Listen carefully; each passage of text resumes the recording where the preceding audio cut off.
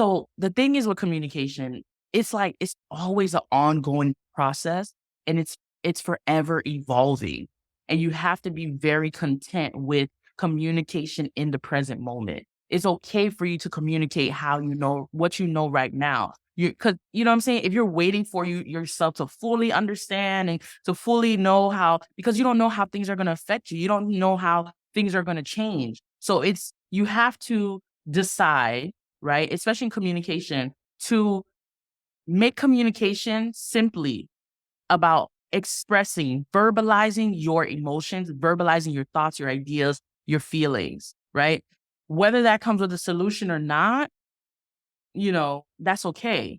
But just keep moving forward with saying it in the right way. Because you don't want to be rude or disrespectful or anything, but you have to keep verbalizing, expressing those thoughts, those emotions, those ideas, things like that. You only have two options Yeah. in the relationship when there's a problem.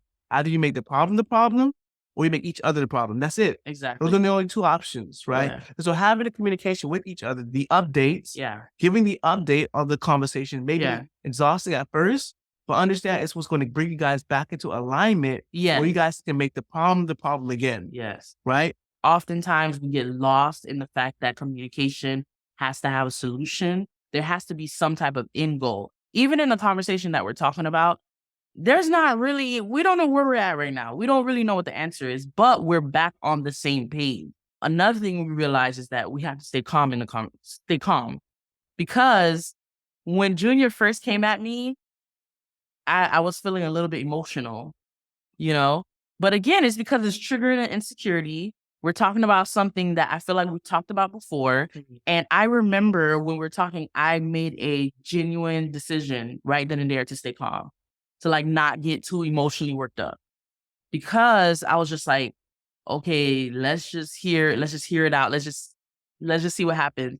And I think that made a huge difference because I was able to hear you, even though we were revisiting this conversation, but we were able to move past our emotions and stay calm. And I'm speaking for myself specifically because I know I talk to myself.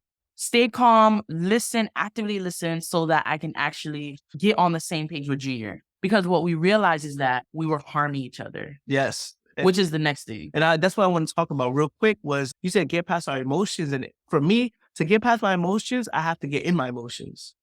To understand them. You have to understand how you feel. Like she was able to say certain words, disempowered, right? I felt disempowered. You think that word just came to her? Yeah. Oh, I'm feeling disempowered right now. No. She had to think about it, process it, and go through the emotion. So when she said she started feeling overwhelmed, that's when I started to try to go back into my emotion and be like, okay, how do I feel? When you're going through the emotion, you want to do it in a way that is assertive.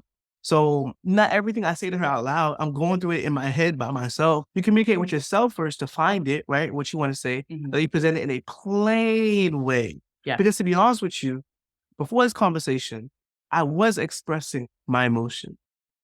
I was expressing my dissatisfaction with the way the plan was working out. Yeah. I was expressing how you made me feel overwhelmed. I was expressing that, but not in a plain way. We weren't doing it in a plain way. We both weren't. No, I wasn't either.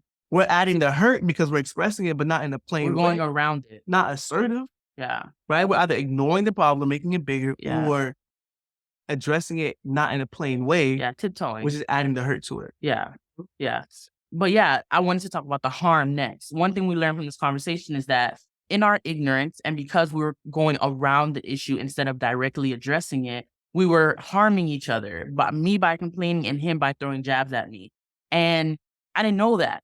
We didn't, you know what I'm saying? So staying calm also, adding to this, allows us to see the intentions of the other person.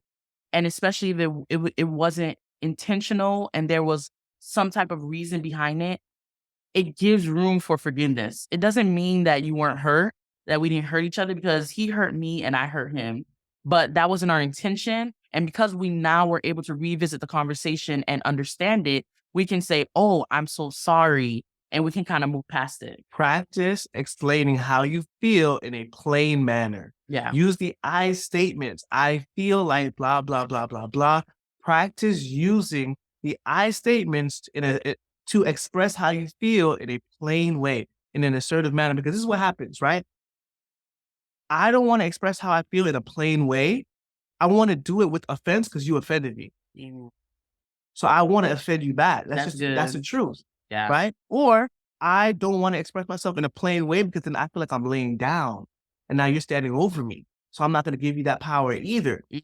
But however, Mhm. expressing it in a plain way isn't a way of taking away from you or offending them. Yeah. You're just standing still. You're just standing strong. Yeah. Express yourself in an assertive way doesn't mean, oh, you're weak now because you express yourself. You say, hey, I feel overwhelmed because we had a plan.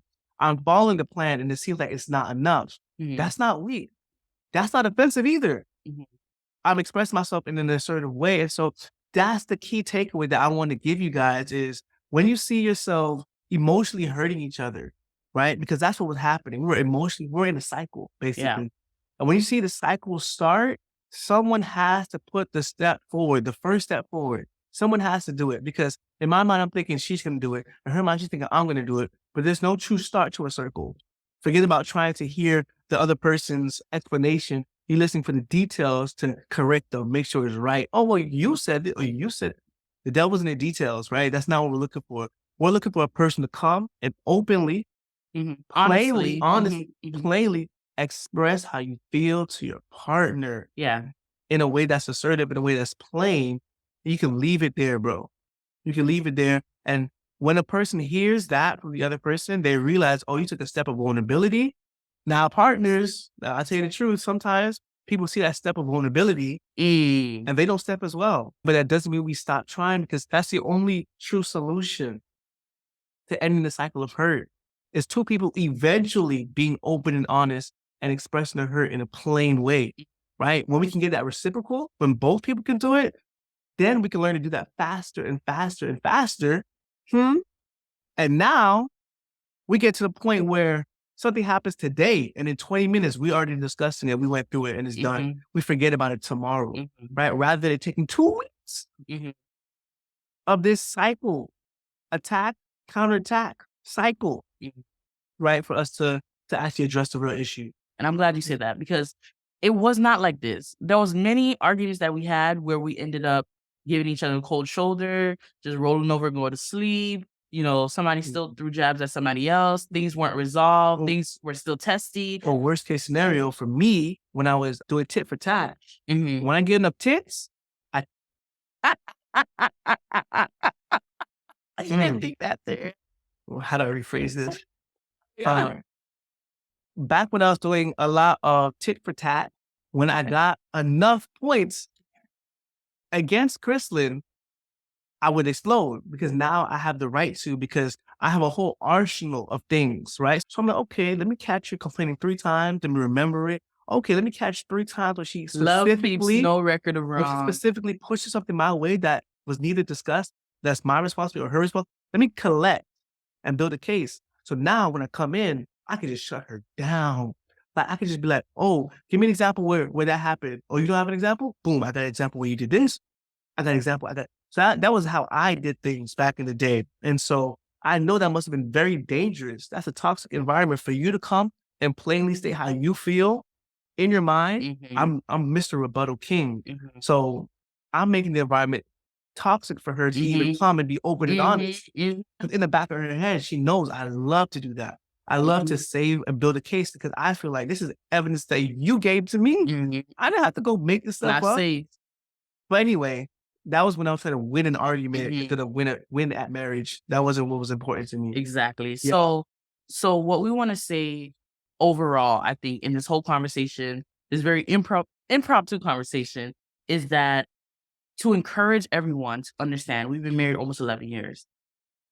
Communication is a dance. It is something that is ever present. It is something that's always moving. It's very dynamic. It continues. Okay. Don't ever feel like, oh, well, we just won it. And, it takes a lot of time and a lot of effort to really build a strong communication skill. It takes a lot of personal healing.